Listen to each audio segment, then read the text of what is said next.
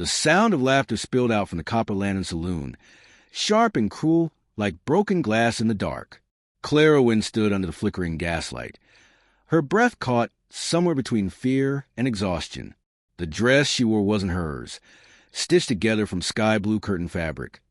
Thin as breath, meant to show everything and hide nothing. Each seam itched against her skin like a reminder of what she'd lost. She wanted to disappear. But Miss Verona, the saloon's madam with eyes like cold whiskey and a smile made for cutting, dug her nails into Clara's shoulder. "Smile, girl," she hissed. "Ain't no man pays for misery." So Clara smiled, the kind of smile that hurt to wear. Men outside turned their chairs toward her, their eyes glinting under the lantern light. Some laughed, some whistled, and one threw a coin that clinked across the boards before settling at her feet. She bent down, hands shaking, not from greed, but because Verona was watching.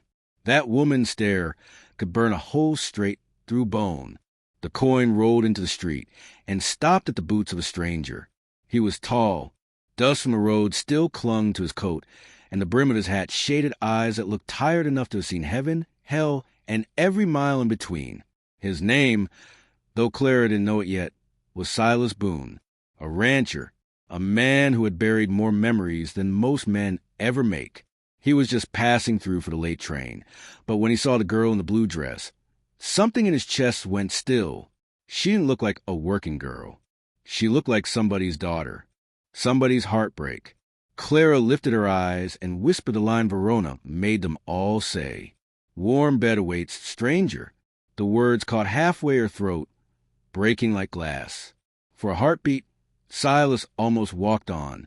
He'd promised himself long ago he'd never interfere again. The last time he tried to help a runaway, it ended with a grave beside the river. He'd carried that ghost in every dream since. But now, that same kind of sorrow stared back at him through Clara's trembling eyes. He noticed the marks on her wrists, thin purple lines that spoke of ropes, not bracelets. The laughter from the saloon roared again, louder, crueler. The blue curtain dress caught the gaslight, showing too much, hiding nothing. It wasn't seduction. It was humiliation wrapped in ruffles. Silas turned his face away, but his hand stayed on the coin at his boot. He picked it up, brushed off the dust, and stepped inside. He placed it on the bar. "Meal for the lady." The bartender blinked. Verona snorted. "That one don't eat unless it's paid proper," she said, smirking. Silas didn't look at her. "Then count that coin twice." A hush fell across the room. Then the barkeep shrugged, ladled stew into a chip bowl, and slid it down the counter. Clara froze. Her breath caught, eyes wide. Nobody had ever bought her something that didn't cost her soul. She reached for the bowl. "Thank you," she whispered. Silas tipped his hat. "Eat slow," he said. "Ain't no prize for finishing hunger too fast." The laughter behind her faded as she slipped into the back room, bowl trembling in her hands. Verona's gaze followed her like smoke. Outside, the wind whistled through the empty street, carrying dust and the faint cry of a midnight train waiting down the line. Clara sat alone at the back table, the bowl of stew steaming in her hands like something sacred. She ate slow, just like he'd told her to, afraid that as she finished too quick the dream might end. The meat was tough, the broth thin, but it was warm, and warmth was a language she hadn't heard in months. From the corner of the saloon, Silas Boone watched in silence. He hadn't meant to stay. He was supposed to catch the midnight train to Carson, check on a herd that wasn't his anymore, and ride on toward nowhere. But something about the girl's trembling shoulders kept his boot stuck to the floorboards. Verona noticed. She leaned on the bar and smiled like a knife. "Careful, cowboy," she drawled. "That one's troubled dress in pity." Silas took a slow sip of his drink. "So was I once." The madam's smile faltered, just for a second. "Ain't no good comes from saving lost things," she muttered. He didn't answer. He just watched as Clara finished the last spoonful, wiping her mouth with the back of her hand, like a child remembering manners she'd buried years ago. When she stood to leave, Verona caught her arm. "Don't get ideas," she hissed. "That man's just buying silence, not salvation." But Clara didn't look at Verona. She looked at the door, where the rancher stood waiting, hat in hand, the lantern light catching the scar along his jaw. It wasn't Hero's face. It was a man's face, tired, honest, carrying too much sky in his eyes. She stepped closer. "Why'd you do it?" she asked softly. Silas shrugged. "Seemed you hadn't been given a fair shake." Her voice broke. "There ain't no fair in this town." He nodded once. "Then maybe it's time to leave behind." The words hit her harder than any hand Verona ever raised. Leave. Like it was that easy. Like the road wouldn't chew her up and spit her out before morning. Clara shook her head. "I got no money. No horse. Nothing but this dress." Silas looked down at the stew bowl on the table, empty now, and then back at her. "Sometimes that's enough. You'd be surprised what a little faith can buy." From the bar, a drunk named Deke snorted. "Faith don't pay the train, mister." Silas turned to him slow, the kind of slow that made every other man in the room go quiet. "No," he said, "but it might keep a soul alive long enough to see another sunrise." He dropped a few silver coins on the counter. "That's for the meal. And the ticket." Verona's lips parted in shock. "You paying her fare?" He nodded. "Train leaves at dawn, don't it?" The madam stared at him, then at Clara. There was something sharp in her eyes now. Fear, maybe, or envy. "You think you're some savior? She'll be right back here by next week, begging for another coin." Silas tipped his hat. "Then I'll buy her another meal." He turned and walked out into the cold night air. Clara stood frozen, heart hammering so loud she could barely breathe. Nobody ever stood up to Verona. Nobody ever looked her in the eye and lived without a scar to show for it. But Silas Boone had done both. Quiet as prayer, steady as sunrise. That night, Clara didn't sleep. She sat by the window, watching the desert stars burn against the dark. Each one looked like a promise too far to touch. When morning came, she gathered her courage, her tattered shawl, and the single silver coin he'd left beside the bowl, a reminder that kindness wasn't always a trick. At the edge of town, the train gave a long, low whistle. Smoke rose into the pale sky. Silas stood beside the platform, his saddlebag slung over one shoulder. He didn't expect her to come. He'd seen too many broken things stay where they were, because the pain they knew was easier than the road they didn't. But then he heard the soft steps on the wooden boards, hesitant, barefoot, and real. Clara appeared through the morning fog, dress faded to gray, hair unpinned, eyes red from crying, but clear in a way that made the world stop for a breath. "You really meant it?" she whispered. Silas nodded once. "Train's leaving soon." She looked down the track. "Where does it go?" He gave a half-smile. "Anywhere better than here." She almost laughed, but it came out a sob. He offered her his hand. And this time, she took it. The train moaned low as it pulled for the station, iron wheels grinding against the track like thunder in the distance.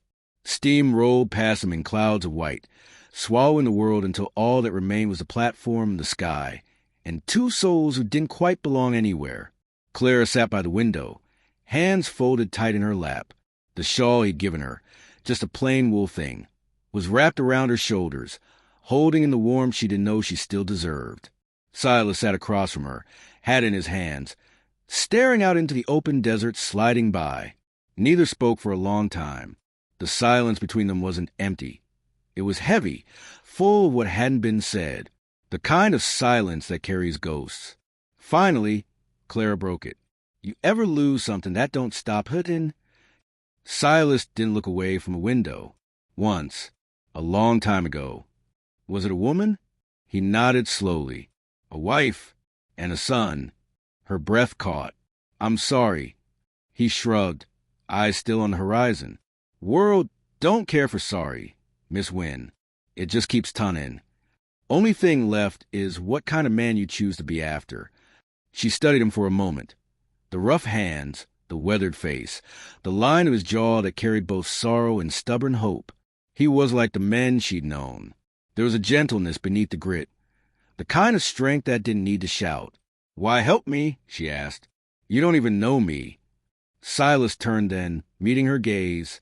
His voice was low, steady, the kind that felt like truth. "Maybe I didn't come here to save you.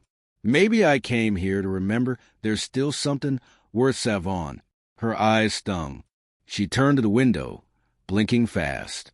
Outside, the desert stretched forever, sun spilling gold across the dunes. For the first time in years, it didn't look empty. It looked open.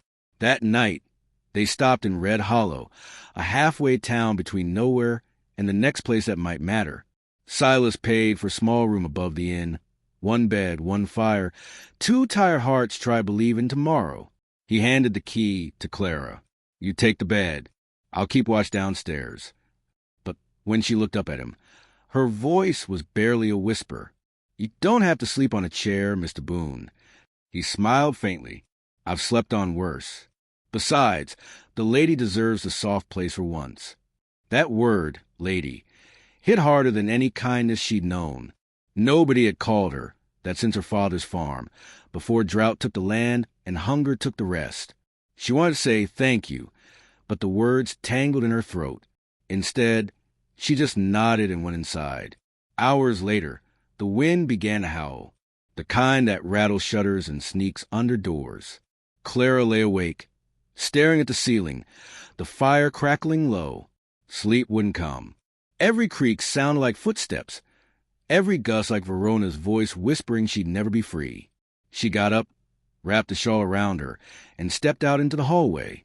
Downstairs, through the flicker of lantern light, Silas sat in a chair by the window, rifle across his knees, hat tilted forward, half asleep but ready for anything. Clara hesitated, then spoke. You're still awake. He looked up, eyes soft but alert. You too, huh? She came closer. Can't sleep when the past keeps talking. Silas nodded slowly. Past got a loud mouth, but it don't mean you gotta listen. They shared a quiet smile. Outside, thunder rolled somewhere far off, slow, low, and gentle. You ever think the good Lord forgets people like us? She asked. Silas set his hat aside. Maybe, or maybe he just waits till we remember how to meet him halfway. For a long while, they said nothing more, just the crackle of fire, the sigh of wind, and 2 weary hearts learning how to breathe again. When the fire dimmed to embers, Clara stood. Mr. Boone, she whispered, the bed's big enough for 2. Ain't no harm in just resting. He looked at her, long and steady, reading the truth in her eyes. There was no lust there, only longing for peace, for warmth, for something human after too much cold. He rose, set the rifle aside, and followed her upstairs. The room glowed with the last of the lamplight. She lay down, facing the wall. He stretched beside her, careful not to touch. The silence between them was tender now, no longer heavy, just real. After a while, she spoke. I ain't sure I know how to start over. Silas exhaled slow. Ain't about knowing. It's about trying. Sun comes up whether you're ready or not. She smiled faintly in the dark. Then I guess I'll see it this time. The wind eased outside. The train whistle cried once more in the distance, lonely but soft, like it was saying goodbye to the life they both left behind. And for the first time in years, Clara Wynn slept without fear, in a warm bed, paid for by kindness, not cruelty. Beside her, Silas Boone closed his eyes and found something he thought long gone. Peace. The desert remembers the sound of mercy, same as it remembers the sound of gunfire. It don't ask who's guilty or good. It just takes what it's given and keeps the rest in silence. Some folks say the West was built on blood and gold, but sometimes it was built on moments like this, a meal bought, a bed shared, a kindness given when it was easier to walk away. If you're listening out there tonight, tell me where you are and what time it is in your corner of the world. Because out here, somewhere between the dusk and the dawn, a warm bed still waits for every stranger just trying to get home.